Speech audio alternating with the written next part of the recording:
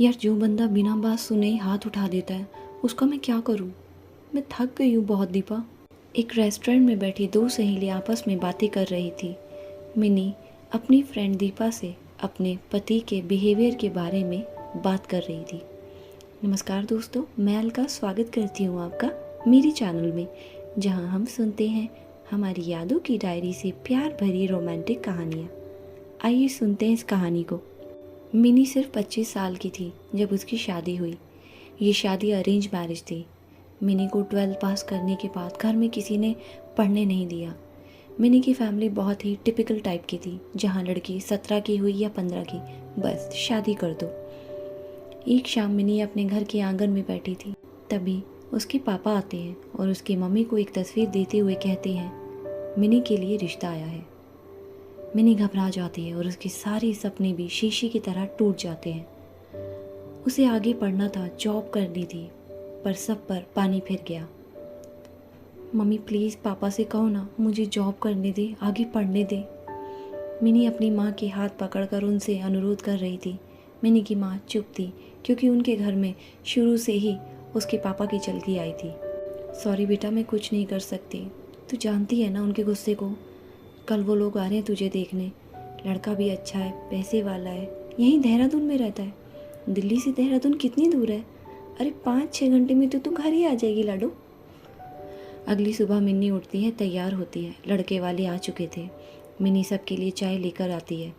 सामने सोफे पे ही बैठा था रवि, जो बहुत ही एरोगेंट, गुस्से वाला था।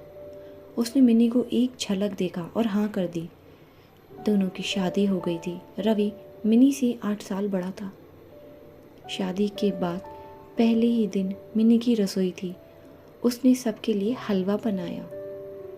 सब ने मिनी को शगुन में कुछ ना कुछ दिया। जब रवि ने हलवा खाया तो उसने थोड़ी बहुत कमी निकालते हुए मिनी से कहा, लगता है आपने कुकिंग बहुत कम की है घर पे। खैर, ये लो तुम्हारा गिफ्ट। ब्लू कलर का बॉक्स मिनी को देकर रवि ऑफिस निकल जाता है। मिनी को बुरा लगा था, पर उसने बात टाल दी। रात जब सब खाना खाकर सो गए थे, मिनी अपने कमरे में रवि का इंतज़ार कर रही थी। आज उनकी पहली रात थी। रात के 2 बजे रवि घर पहुंचा और सीधा कमरे में गया तो देखा मिनी सो रही थी। रवि ने मिनी को आवाज़ लगाई, मिनी उठो, खाना लगाओ। पति घर आया नहीं आया, उसने कुछ खाया या नहीं खाया, कोई फ़र्क नहीं पड़ता ना आपको। मिनी चुप थी और रवि की बेरुखी उसे बिल्कुल अच्छी नहीं लग रही थी। वो कमरे में ही रवि के लिए खाना ले आती है। जी वो खाना यहीं रख दूँ? खाना खाते हुए रवि मिनी को देख रहा था। तो क्या क्या शौक है आपके?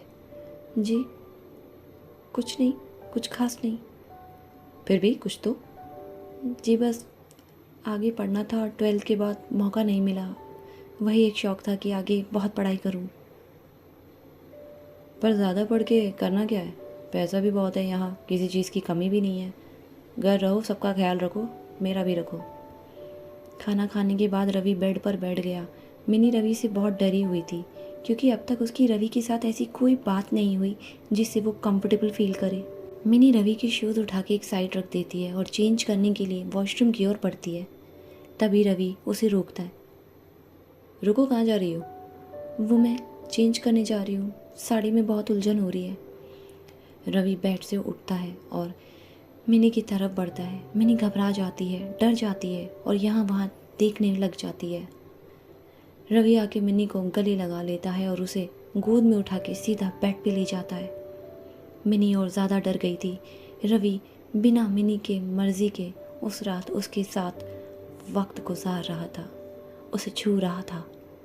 सुबह के 6 बज चुके थे। रवि ने करवट ली सोने के लिए और मिनी वॉशरूम में जाके होठ दबा के बहुत रो रही थी कि उसे कैसा हमसफ़र मिला है। अगली सुबह मिनी तैयार हो रही थी, तभी रवि सोकर उठा। कहाँ जा रही हो रेडी होकर? जी वो हमारे यहाँ पग फेरे की रस्म होती है, भाई आया लेने। ओ गॉड, ये क्या टिपिकल रस्म है, मैं इन सब में बिलीव नहीं करता। वेट।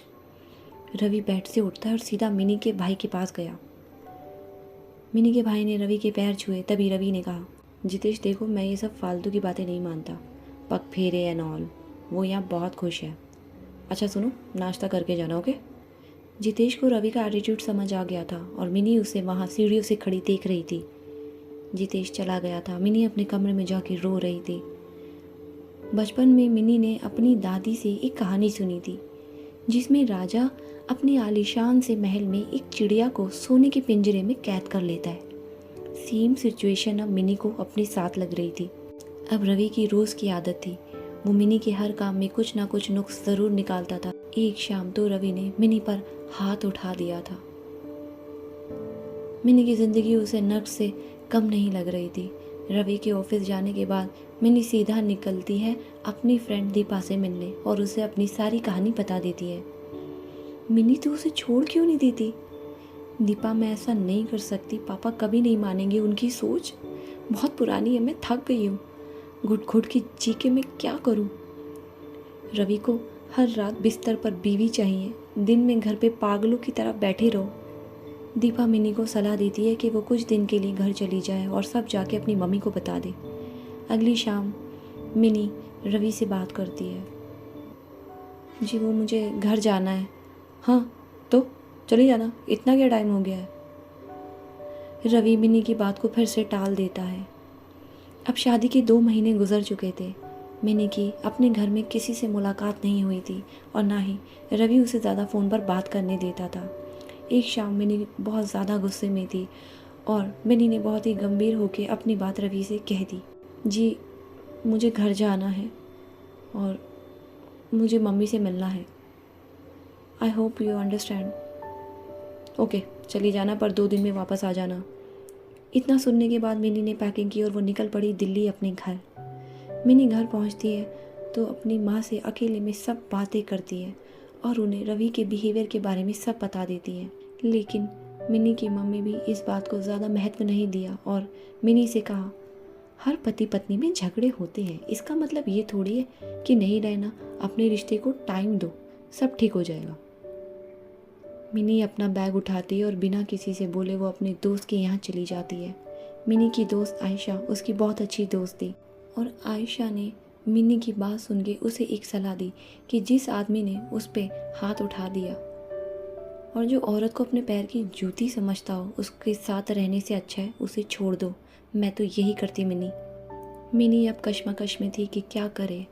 यहाँ मिनी की मम्मी को रवि का फ़ोन आता है। 1 हफ्ता गुजर गया, मिनी नहीं आई, अगर आपका लाड प्यार हो गया हो तो भेज देना। इतना कह के फ़ोन रखने के बाद मिनी की मम्मी को पता लगा कि मिनी ससुराल गई ही नहीं। उन्होंने मिनी को लगातार फ़ोन किए।